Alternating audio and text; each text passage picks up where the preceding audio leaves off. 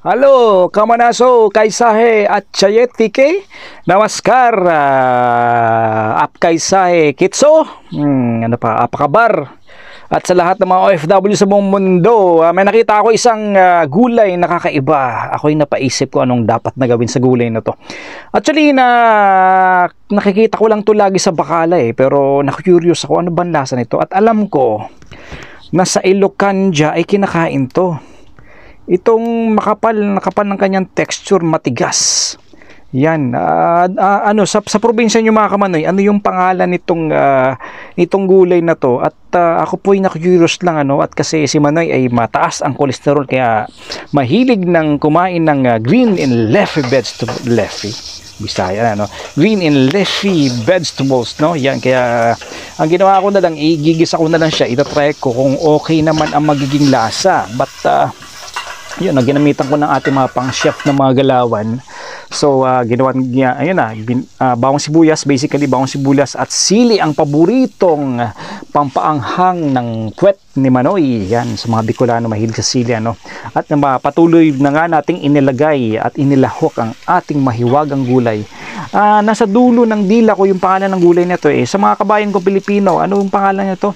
Lalo sa mga Ilocano, anong pangalan itong gulay na to? Ito, makapal yung texture niya. Parang kangkong na makapal siya. Parang spinach na makapal din. Spinach na makapal.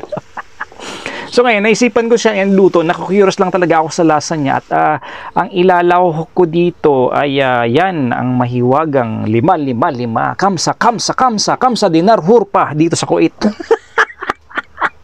Kamsa dinar na hurpa sa Kuwait. Meron pa ba dito mga kamanoy na kamsa dinar na hurpa sa Kuwait? sa mga lovers diyan, naka-experience ba kayo dito ng kamsa dinar na kwarto sa Kuwait?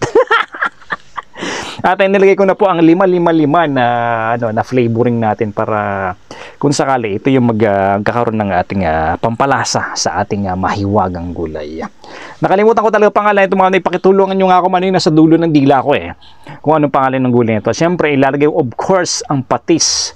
Kaysa gumamit tayo ng asin gamit na lang tayo ng patis para neutralize ang kanyang flavor mga kamanoy. Yan. After that medyo maluto na siya, half cook na iyon. Ito na po yung itsura niya mga kamanoy.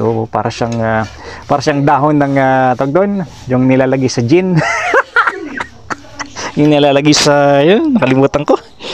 Inihalo sa gin yung kulay pula. Kulay pink na yung dahon nun, yung pomelo, yan. Parang dahon ng pomelo itong itsura ng ating gulay. Ito nga po ay tating i-serve mga kamanoy at titikman ni Manoy kung magiging okay. Kasi pag hindi okay itong gulay na to ay hindi na po uulit si Manoy. At after that, tatry ko na nga mga kamanoy, nalalasahan ko. Kasi kung okay sa akin to, magbibigay ako ng thumbs up. Pero pag hindi ako nagbigay ng thumbs up, ibig sabihin hindi na po uulit at kakain ng gulay na to si Manoy. Siguro pag walang-wala na siguro.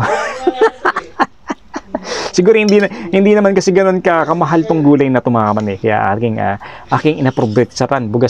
Kumbaga sa Bicolan, aprobitsaran or itatry yan.